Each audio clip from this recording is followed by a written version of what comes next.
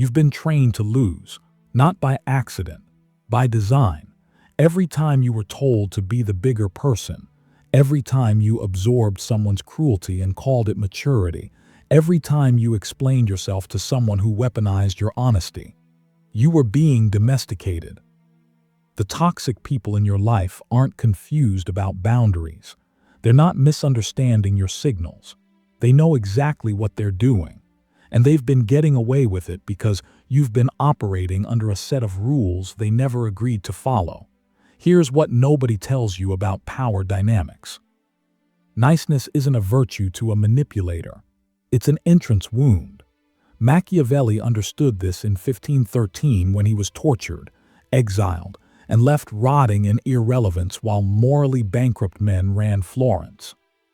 He watched good people lose over and over, not because they lacked skill, but because goodness had become a designed handicap. The Renaissance told everyone that virtue equals success, that the universe rewards the righteous. Machiavelli called that lie what it was, a control system. And in the wreckage of his own destruction, he wrote the manual on how power actually works. Not how we wish it worked, not how Sunday school said it should work, how it works. This video will show you 8 silent behaviors that flip the script entirely. These aren't loud confrontations. These aren't dramatic call-outs. These are invisible recalibrations that make toxic people realize they've miscalculated, that you aren't the target they thought you were. Once you see how this operates, you can't unsee it. Your relationships will split into 2 categories: the ones who respected you all along and the ones who only respected what they could take. Let's dismantle the illusion. Most people think dominance is loud. They think toxic people are scared of aggression, of someone who fights back, of confrontation. Wrong. Toxic people love when you fight back. They love the reaction, the anger, the defense. Because the moment you engage emotionally, you've confirmed something critical. They have access to you. They can make you move. You're still playing on their board. Machiavelli spent years watching this pattern in the courts of Italy. He saw how the loud, righteous ones were always destroyed first. The ones who stood up in public, who gave passionate speeches about justice, who couldn't hide their contempt. They telegraphed everything, and they died for it. The people who survived, the ones who accumulated real power, were the ones nobody could read. The ones who didn't react, the ones who made you guess. Silence isn't passive. Silence is a weapon. Here's the first behavior. You stop explaining yourself, not because you're rude. Because explanation is subordination. Every time you justify your decisions to someone who's already decided you're wrong, you're handing them a script. You're showing them which buttons to press, which arguments to reverse engineer, which vulnerabilities to exploit next time. Toxic people don't ask questions to understand. They ask questions to find ammunition. Machiavelli wrote that the prince must learn to be not good when goodness becomes a liability. This doesn't mean cruelty. It means recognizing when transparency is suicide. When someone's already weaponizing your honesty, more honesty won't save you. It'll just sharpen their blade. Think about the last time you over-explained yourself to someone who kept twisting your words. You gave them 3 reasons. They found fault with all 3. You gave them context. They used the context against you. You tried to be understood. They pretended to misunderstand. That wasn't a conversation. That was an interrogation. And the moment you stop participating, something shifts. The toxic person suddenly has to deal with a closed system. No new intel, no emotional leakage, no roadmap. They're flying blind now. This creates a specific kind of fear, the fear of irrelevance. If they can't provoke you into explaining, they lose the ability to control the narrative. They're no longer the prosecutor.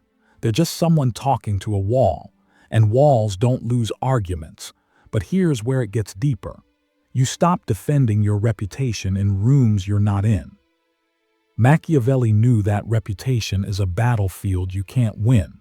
In his letters from exile, he described the agony of hearing rumors about himself. knowing people were rewriting his legacy and being completely powerless to stop it. He wanted to defend himself, to correct the record, to make people see the truth. He couldn't. And in that forced silence, he learned something brutal. The people who believe lies about you were never on your side, and the people who know you don't need a defense. Toxic people thrive on the idea that you're obsessed with what others think, that you'll scramble to manage perception, that you'll exhaust yourself running around putting out fires they started. When you stop doing that, when you let the rumors breathe and die on their own, you remove yourself from their chessboard. They're moving pieces around, but you're not even playing. This is terrifying to them because their entire strategy depends on you caring, on you reacting, on you defending. If you don't, they've just wasted energy on a ghost. The second-order effect kicks in fast. People start noticing that you're unbothered, that you're not spiraling, that you're not issuing statements or getting defensive or trying to clear your name. And that calm makes you dangerous. Because it signals that you know something they don't, that you're operating from a position of security they can't touch. Now they're the ones who look obsessed, but you can't stop here. This only works if you combine it with the next behavior. You become selectively absent. Not ghosting, strategic invisibility. Machiavelli observed that the most powerful people in Florence weren't the ones in every meeting. They were the ones whose presence carried weight because it was rare. When they showed up, it meant something. When they didn't, people wondered why. Absence creates speculation. And speculation creates value. Toxic people need constant access to you. They need to know where you are, what you're doing, who you're talking to. Not because they care, because monitoring you is how they maintain control. The moment you become unpredictable, you break their surveillance system. You don't announce this. You don't say, "I'm setting boundaries" or "I need space." You just quietly recalibrate your availability. You're not at every event. You're not responding to every message. You're not filling every silence. And here's what happens. They start performing for your attention, reaching out more. Testing to see if you're still responsive, creating drama to pull you back in. And when you don't bite, when you stay selectively absent, they realize they've lost a resource. This isn't cruelty. This is economics. You're no longer a guaranteed return. You're a maybe. And maybes don't get exploited, they get courted. The toxic person is now in the position they put you in, wondering if they matter, wondering if they miscalculated, wondering if they've been replaced. That fear is the beginning of their end. But if you do this wrong, if you disappear entirely, they'll just move on to easier targets. So you need the next move. You master the neutral response. This one's surgical. When a toxic person baits you, attacks you, tries to provoke a reaction, you respond with complete emotional neutrality. Not coldness, not hostility, just nothing. Okay, got it. Understood. No defense, no explanation, no emotion. Machiavelli called this the appearance of virtue without the cost. You're not being rude, so they can't weaponize your rudeness. You're not being silent, so they can't say you're ignoring them.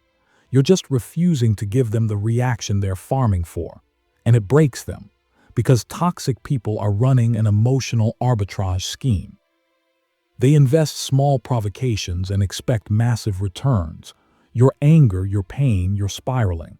When you give them neutral acknowledgement instead, the math doesn't work anymore. They spent energy. They got nothing back. Do this enough times and they stop trying, not because they respect you. Because you're no longer profitable. Here's the thing most people miss about neutrality. It's not robotic. It's controlled. There's a difference. Robotic responses feel fake. Controlled responses feel like you're choosing not to engage, which is far more threatening. It implies you could engage, you could destroy them verbally, but you've decided they're not worth the effort. That's the message that lands. And once it does, they'll try to escalate. They'll push harder. They'll try to force a crack in the armor. Which is exactly when you deploy the next behavior. You let consequences do the talking. Machiavelli's most misunderstood principle. It is better to be feared than loved if you cannot be both. People think this means cruelty. It doesn't. It means reliability. When someone crosses a line with you and there's no consequence, you've just trained them. You've taught them that your boundaries are decorative, that your words don't match your actions, that you'll tolerate anything if they just wait out your anger. Toxic people are boundary scientists. They test. They probe. They see how much they can get away with. The moment you enforce a consequence, not as punishment but as simple cause and effect, the entire dynamic flips. They cancel on you last minute. You stop making plans with them. They disrespect you in public. You stop being available in private. They weaponize your kindness. You stop offering it. No lecture, no explanation, no dramatic announcement, just a quiet recalibration of what they have access to. This creates a specific type of fear, the fear of loss. Not the fear of what you'll do to them, but the fear of what they'll lose by continuing to disrespect you. Machiavelli understood that people don't change because they see the error of their ways. They change because the cost of not changing becomes unbearable. You're not trying to teach them a lesson. You're just making the math simple. Disrespect costs access, and access is currency. Once they realize you're not bluffing, that your consequences are predictable and enforced, they have two options: adjust or leave. Either one solves your problem. But here's where most people fail. They enforce consequences inconsistently. They fold under pressure. They give one more chance 16 times. That's where the next behavior comes in. You stop negotiating with terrorists. Machiavelli watched as Florence gave concessions to aggressors over and over, thinking diplomacy would save them. It didn't. It just taught the aggressors that Florence would fold. Toxic people use manufactured crises to renegotiate boundaries you've already set. They'll create emergencies, play victim, leverage guilt, and suddenly the line you drew 6 months ago is back on the table. And if you negotiate, you've lost. Because now they know your boundaries aren't boundaries. They're opening offers. The behavior that makes them fear you is simple. You stop relitigating settled matters. They bring up old issues. We've discussed this. They try to guilt you into changing your mind. My decision stands. They create a crisis to force your hand. You let the crisis happen. This sounds harsh until you realize what's actually happening. They're not in a crisis. They're manufacturing leverage. And the moment you rescue them from consequences they created, you become complicit in your own exploitation. Machiavelli wrote that the first method for estimating the intelligence of a ruler is to look at the men he has around him. Translated, you are judged by what you tolerate. Every time you renegotiate a boundary to keep the peace, you're advertising to every toxic person in your life that pressure works, that if they just escalate enough, you'll fold. When you stop negotiating, when you hold the line without flinching, something interesting happens. They stop testing.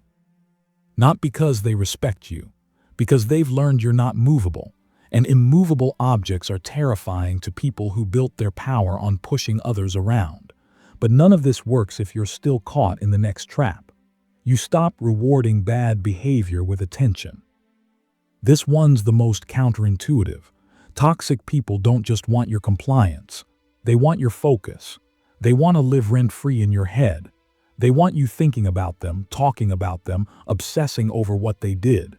Because that attention, even when it's negative, is supply. Machiavelli understood that power isn't just about control. It's about presence. If your enemies are constantly thinking about you, you own mental real estate they should be using for something else. When you withdraw attention, even from someone who's harmed you, you're committing the ultimate power move. You're making them irrelevant. You're not venting about them to friends. You're not checking their social media. You're not crafting the perfect comeback. You're not explaining to mutual acquaintances why they're terrible. You've just moved on. And that indifference is more devastating than any revenge you could plot, because toxic people need the conflict. They need the back and forth. They need to know they're affecting you. When you deny them that, when you treat them with the same energy you'd give a stranger, they lose their grip. They'll escalate. They'll try to force a reaction. They'll do something outrageous just to prove they can still move you. And when that doesn't work, when you remain unmoved, they'll start to panic. Because if they can't affect you, they have no power. And a toxic person without power is just a person, stripped of their mystique, exposed as ordinary. That's the fear you're creating, the fear of being nothing. But there's one final behavior that seals this entire framework. You build in silence. Machiavelli's greatest insight wasn't about destruction. It was about construction. While he was exiled, while people mocked him, while his reputation was shredded, he wrote The Prince and Discourses ***. He built a body of work that outlasted every person who dismissed him. He didn't defend himself in the arena where his enemies were strong. He built a legacy in a dimension they couldn't touch. Toxic people want you stuck in the mud with them. They want you focused on the drama, the conflict, the endless back and forth. When you quietly redirect that energy into building something, your career, your health, your skills, your inner circle, you're doing something they can't counter. They can insult you. They can't stop you from improving. They can spread rumors. They can't stop you from achieving. They can try to isolate you. They can't stop you from building genuine connections. And every time you level up while they're stuck trying to tear you down, the power gap widens. This creates existential fear, the fear that they're being left behind, that they wasted energy on someone who wasn't even paying attention, that they're going to wake up one day and realize you've built something they can't touch, can't access, can't destroy. Machiavelli wrote from exile that, where the willingness is great, the difficulties cannot be great. He was talking about resilience, about the idea that people who are committed to building don't get distracted by people committed to destroying. You're not ignoring toxic people because you're scared of conflict. You're ignoring them because you're busy. And that distinction is everything. So here's what you've learned. You stop explaining yourself because explanation is subordination. You stop defending your reputation because the people who matter don't need a defense. You become selectively absent because absence creates value. You master the neutral response because emotional arbitrage only works if you pay out.